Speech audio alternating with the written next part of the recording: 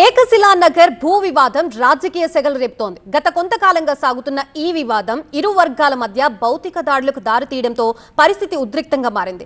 ఈ రగడలోకి MP Etela Rajender entry ఇచ్చి నిందితుల్ని arrest చేయాలంటూ 24 గంటల డెడ్ లైన్ విధించడంతో హాట్ టాపిక్ గా మారింది. మేడ్చల్ జిల్లా ఘట్కేసర్ మండలంలోని కొర్రెముల ఏకశిలా నగర్ వెంచర్ పై రగడ పీక్స్ కు చేరింది. కొన్నాళ్లుగా ఏకశిల ప్లాట్ యజమానులతో ఏకశిల భూములు కొనుగోలు చేసిన రియల్టర్ కు మధ్య వివాదం కొనసాగుతుంది. శనివారం సర్వే కోసం వచ్చిన అధికారులను యజమానులు అడ్డుకోవడంతో ఉద్రిక్తత ఏర్పడింది.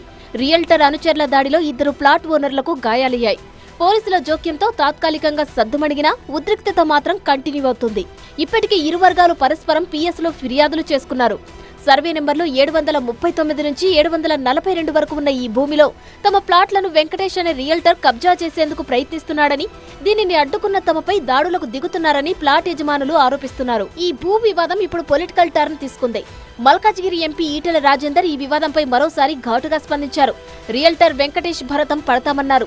వెంకటేష్ ను వెంటనే అరెస్టు చేయాలని డిమాండ్ చేశారు. 24 గంటల్లో పోలీసులు చర్యలు తీసుకోకపోతే ప్లాట్ యజమానులతో కలిసి ఉద్యమం చేస్తామన్నారు. గతంలోనూ ప్లాట్ ఓనర్స్ కు మద్దతుగా నిలిచిన ఈటెల అప్పుడు ఓ రియల్ వ్యాపారి అనుచరుడిపై చేయి చేసుకున్నారు. ఇప్పుడు అదే భూ వివాదంపై మళ్లీ ఇరు వర్గాలు దాడులు చేసుకోవడంతో నేరుగా స్పాట్ కు వెళ్లారు ఈటెల. స్థానిక ఎంపీ హెచ్చరించిన రౌడీ షీటర్లు భూ కబ్జాకు వెనకాడట్లేదని సీరియస్ అయ్యారు.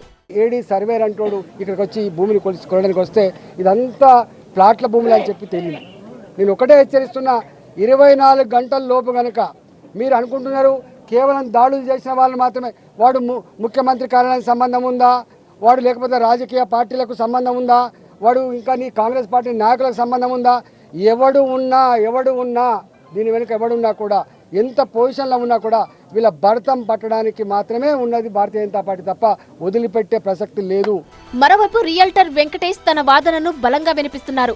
ఆ 47 ఎకరాల భూమిపై తనకు పూర్తి హక్కులు ఉన్నాయని, కొందరు వ్యక్తులు తప్పుడు పత్రాలతో అమాయకులకు ప్లాట్లు అమ్మి మోసం చేశారని ఆయన ఆరోపిస్తున్నారు.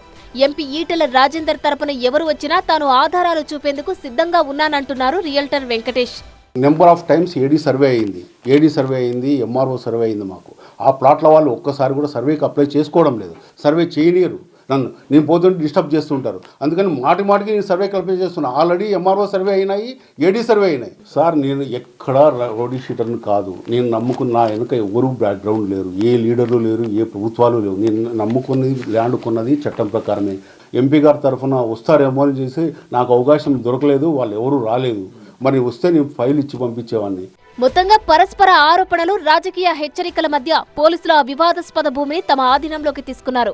ఈ వివాదం చివరకు ఎటు దారి తీస్తుందో అన్నది స్థానికంగా ఉత్కంఠ రేపుతోంది.